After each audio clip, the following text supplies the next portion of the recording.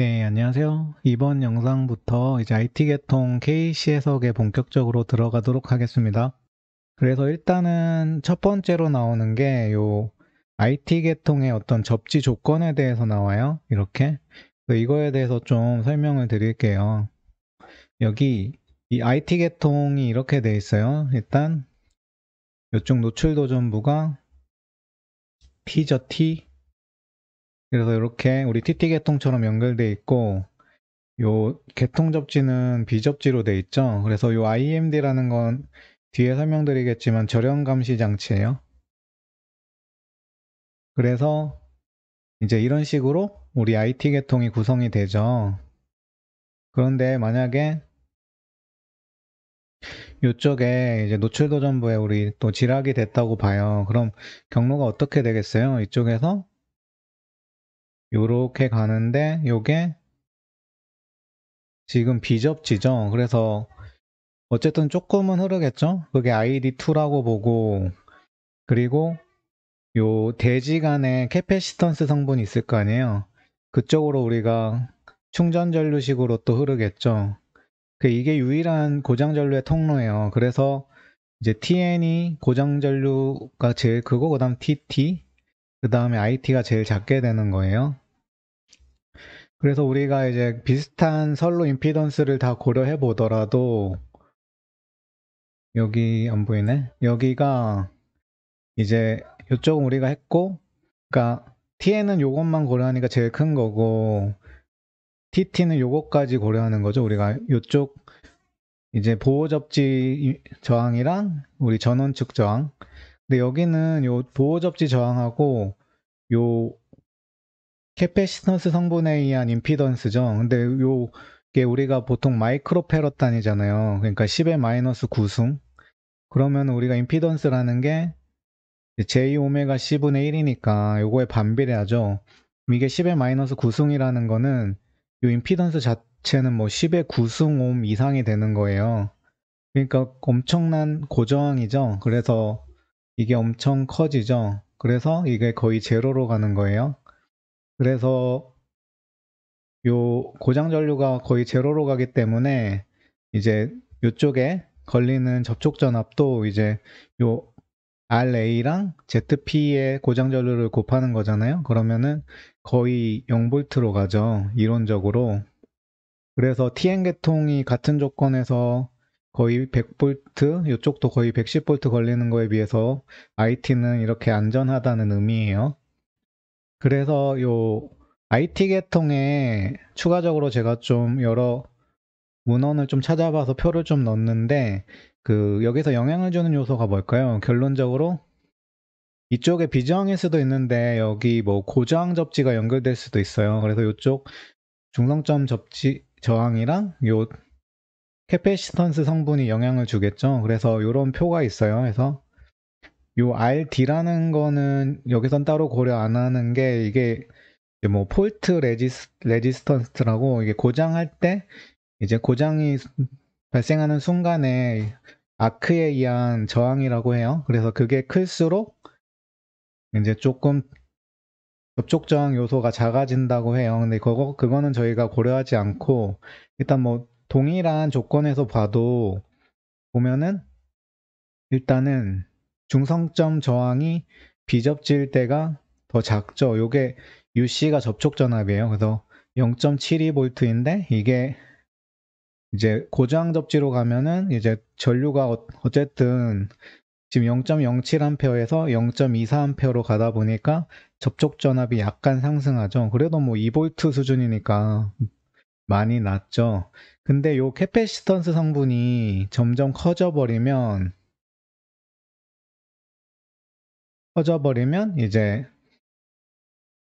더 커지죠. 접촉 전압이. 지금 1 마이크로페럿일 때 중성점이 그러니까 비접지 계통에서 0.72V였는데 이게 30 마이크로페럿으로 돼버리면 이게 21V까지 올라가는 거예요. 그래서 제가 첫 강의에서 IT 계통에서 70 마이크로페럿이었나요?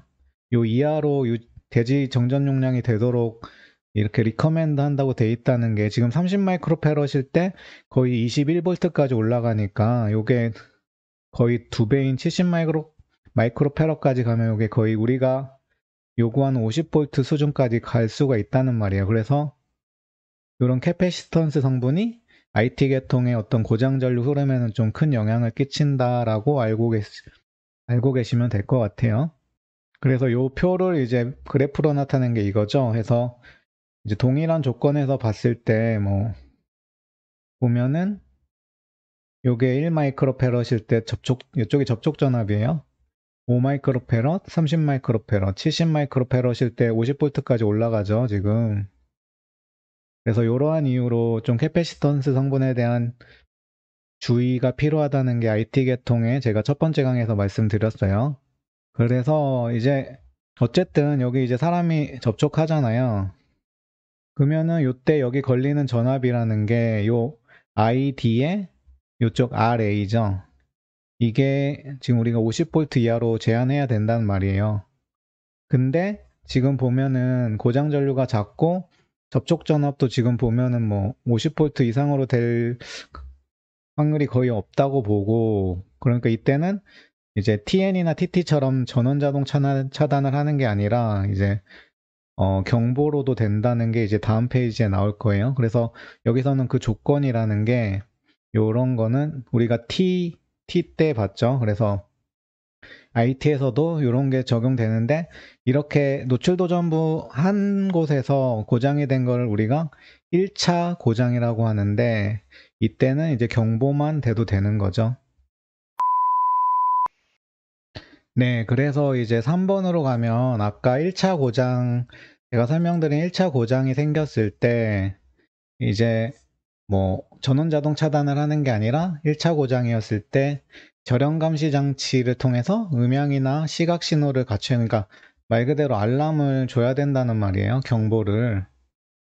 그래서 경보를 줄 수 있는 게 이제 한 5가지 정도 있는데, 뭐 누전 차단기 과전류 보호 장치는 이거 뭐 차단시키는 거고, 실제로 경보를 할 수 있는 건 절연 감시 장치, 누설 전류 감시 장치, 뭐 절연 고장점 검출 장치가 있는데, 주로 사용하는 게 요 절연 감시 장치랑 누설 전류 감시 장치가 있어요.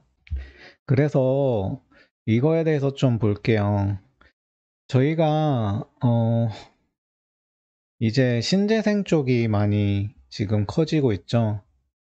그리고 ESS 이쪽에서 저희가 이제 DC라는 애를 많이 다뤄야 돼요. 지금 이쪽에서에 대한 사고 때문에 ESS나 태양광 쪽에서도 지락에 의한 화재라든지 뭐 감전 이런 것들이 간간히 생기고 있죠. 근데 이런 거에 대해서 이제 차단 장치에 대한 게, 아니면 감시 장치에 대한 것들이 아직은 우리나라 자체적으로는 많이 보급이 안 됐고 이제 외산을 많이 의존하는 것으로 알고 있어요. 그래서 거의 12월 초에 우리가 판단 기준이 개정이 됐어요. 거기에 이제 요 태양광 쪽의 지락 차단 장치에 대해서, 기존에는 뭐 지락 차단 장치를 시설할 것으로 돼 있다가 이게 그 IEC의 그 요 DC 지락 차단에 대한 표준이 있거든요. 그것에 준하도록 시설할 것으로 바뀌었어요. 그래서 저도 이걸 스터디 중인데 되게 어렵더라고요. 그래서 어쨌든 제가 말씀드리고 싶은 거는, 이제 저희가 전기쟁이들인데 AC 쪽은 되게 전문가들도 많고 저희가 많이 경험했던 건데, 이제 산업의 흐름은 DC 쪽으로 가고 있는데 우리의 지식은 좀 많이 모자라고, 또 이거에 대한 자료들도 많이 제가 찾다 보니까 없더라고요. 그래서 이쪽에 저희가 많이 신경을 써야 되지 않을까라는 좀 잡소리를 했고, 어쨌든 그건 맞는 것 같아요. 저도 그래서 DC 쪽에 대해서도 나중에 좀 저도 공부할 겸해서 다룰 예정입니다. 그래서 본론으로 들어가서, 그래서 이 절연 감시 장치랑 누설 전류 감시 장치 어떻게 구성됐는지만 간단히 설명드릴게요. 그래서 우선 절연 감시 장치를 보면, 이거는 우리가 그 비접지에 보면 예전에 GPT를 쓰잖아요. 6.6kV나 이런데, 이제 비접지다 보니까 고장을 감지하기 위해서 일부러 이제 접지 루트를 만들어 주는 거죠. 이것도 그렇게 여기 접지를 연결하는 하나의 감시 장치를 연결해 주는 거예요. 그래서 요 동작 원리는 지금 요 G라는 데에서 DC 전압을 인가시켜 줘요. 그래서 요게 계통 쪽으로 이제 중첩이 되는데 우리가 V는 IR이잖아요. 그래서 요 저항을 재려고 하니까 I분의 V. 그래서 이쪽으로 들어오는 누설 전류를 재고 요쪽에 전압을 인가해서 요 저항을 보는 거예요. 그래서 요 절연 저항이 이제 지락이 발생하면 떨어지니까 그때 감지를 해서 경보를 하는 거죠. 그런 원리예요. 그래서 절연 감시 장치는 그런 구조로 돼 있고 우리가 그 예전에 케이블 쪽에 활선 진단에도 DC 전압을 중첩해 가지고 이제 그 절연을 보는 그런 시스템이 있잖아요. 그래서 그런 원리라고 보시면 될 것 같아요. 그리고 두 번째로는 우리 일반 그러니까 우리 CT를 사용하는데 요 CT라는 게 일반 누전 차단기 같이 CT를 재서 이제 들어가고 나오는 전류의 차이 I 델타라는 그 차전류를 감지를 하는 거예요, 얘가. 그래서 경보를 주는 건데 요 CT가 우리가 일반적인 60Hz용 ZCT 같은 게 아니라 고감도 CT래요. 그래서 요게 이제 타입이 있는데 타입에 따라서 AC만 잴 수 있는 게 있고 AC, DC, 고주파 AC까지 다 잴 수 있는 게 있어요. 그래서 저희가 앞으로 직류랑 친해져야 되잖아요. 그래서 직류 차단 장치에 보면 이런 타입이 정해져 있거든요. 그래서 보면은 이제 A 타입 같은 경우에는 이제 AC만 잴 수 있어요. AC만. 일반적인 우리 상용주파 AC죠.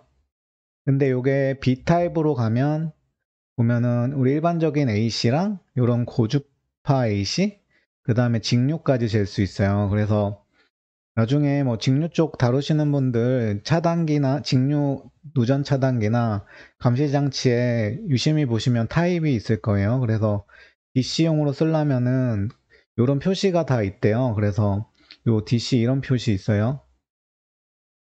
그래서 차단기나 감시 장치에 이런 게 있는지 꼭 확인해야 이게 실제로 DC를 감지할 수 있는 애들이니까 그거는 좀 확인하셔야 될 거고, 어쨌든 요런 타입이 있어가지고 이제 누설 전류를 감시할 수 있는 거죠. 그래서 얘는 일반적인 CT를 통해 그 감지되는 신호를 받아서 알람을 주는 거예요.